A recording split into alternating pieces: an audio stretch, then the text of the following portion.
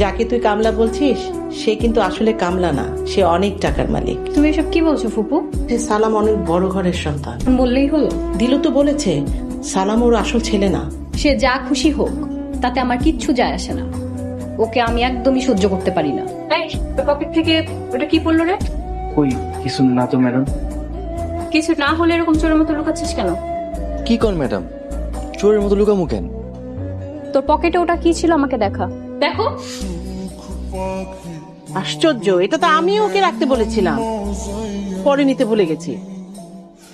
তুমি রাখতে বলেছিলে? হ্যাঁ আমিই তো রাখতে বলেছিলাম। কিরে সালাম, তুই বলিসনি? ম্যাডাম আমি কনের আগেই আপনি চলে আইছেন, এই জন্য। দেখেছিস, আমিই বলেছিলাম রাখতে। ফুপু, দিলু কি কোন ম্যাডাম, আমি আপনার সামনে কেমনে বই?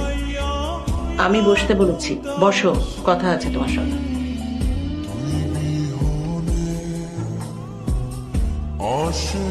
বসো।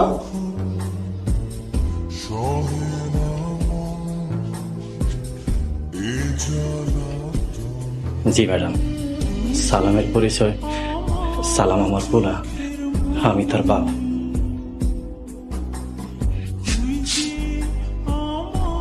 এসব বলে আর পার পাবে না দিলু মিয়া।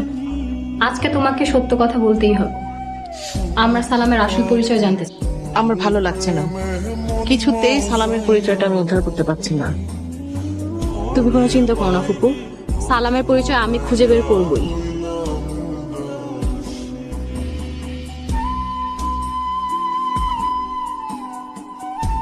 আসসালামু আলাইকুম ম্যাডাম। ওয়ালাইকুম আসসালাম। এই মুখের কথা, বাজারে গেছিলাম চা বিস্কুট খাইতে, রাস্তায় এই হতভাগিনীর লগে দেখা। হতভাগিনী?